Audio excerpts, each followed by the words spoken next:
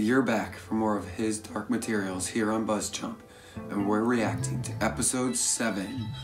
I'm Dan Salem, and this episode was all about lies exposed. I'm Mandy. I'm Dan. Subscribe to BuzzChomp. Woo! With only one episode left of the season, we got a ton thrown at us in this 7th episode, and a lot of lies exposed, stories exposed, motives exposed. Everything kind of got ripped open for us. We're going to come to a rather big blow up in our face style conclusion, and I think the story's just going to be open for it to go from there. Because I mean, we know there are 2 more books in this original series, so it's obviously moving forward. The lie that got exposed and stood out to me the most was Marisa in the face of the Magisterium. Now this one kind of felt obvious, but man, is she like a master manipulator. Because, I mean, her whole experiment's done with, right? Her lie to the bears was exposed via Lyra, because Lyra laid out another lie, which overarched her lie, because she's a better liar than her mother. But then, Marisa lies to the Magisterium and convinces them that only she can talk to her ex-lover, Lord Asriel. They were in love, maybe it's her only true love.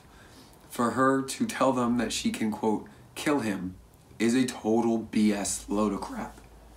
She cheated on her husband with him because she loved him so much. They had a child together.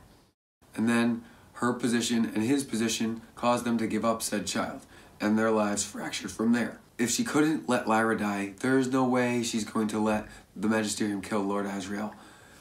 I know she's just trying to save her own skin, and perhaps she would sacrifice him to save herself, because the Magisterium was going to send her home, probably retire her. She screwed up big time. They've mobilized because they want to control Lord Asriel and his experiments. They don't want him to learn about dust. They don't want him to gain more knowledge and power than they themselves possess. It's interesting to me that they've been able to bring so many people into their inner circle, and yet, did they ever try to recruit Lord Asriel?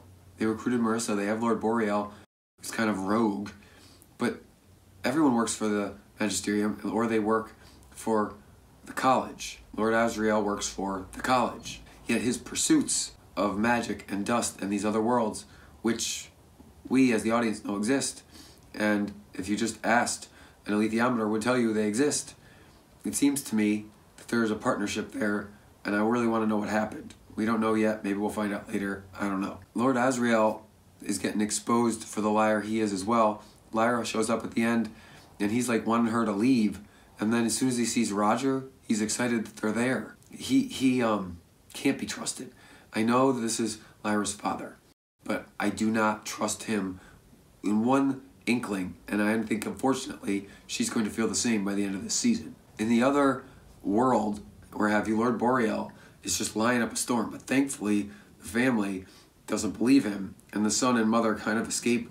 And I hope that son meets up with Lyra this season. I don't really know if he's going to, but he's obviously integral to this overarching story. It can't just be like this little side gag with Lord Boreal. Boreal's motives can't be black and white either, and he's just lying up a storm. Why has the Magisterium let him wield this power and just basically act autonomously?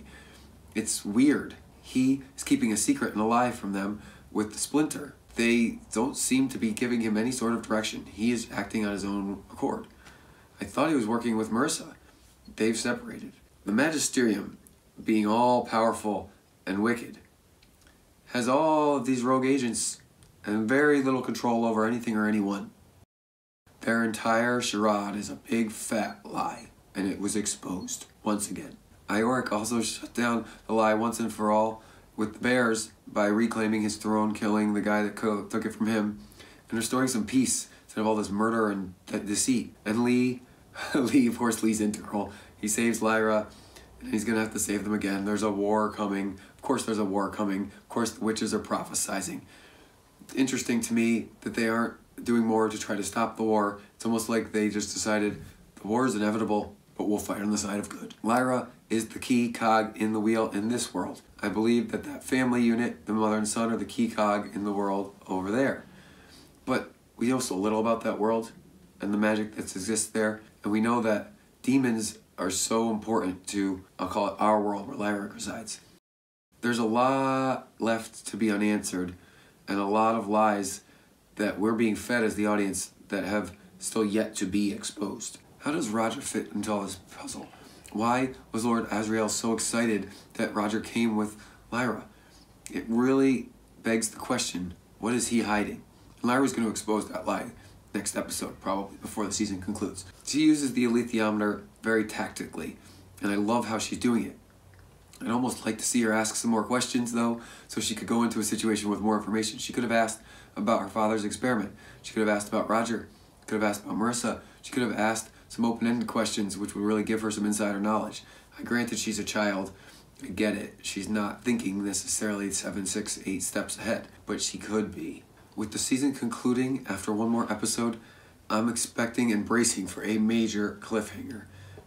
Now, I don't know if the first book was written with the intention of a trilogy, because I've intentionally defamiliarized myself with it so that I could enjoy this series at face value.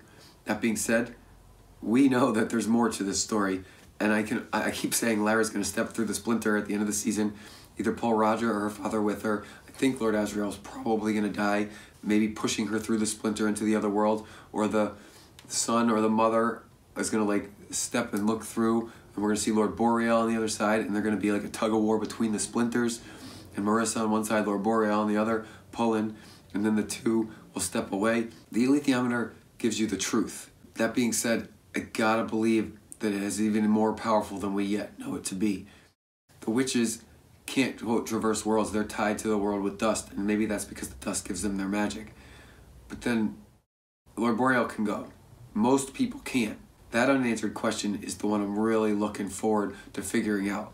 And also, what happens when Marisa finally sees Lord Asriel? Who kills who? Do they kiss and embrace?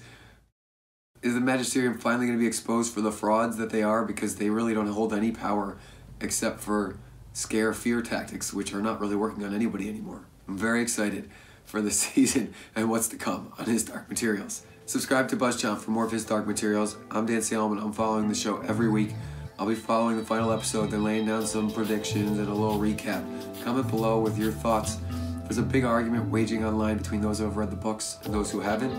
I love this series, but I haven't read the books. It's not ruining a damn thing. It's kind of amazing. Can't wait for more of his Dark Materials. Huh?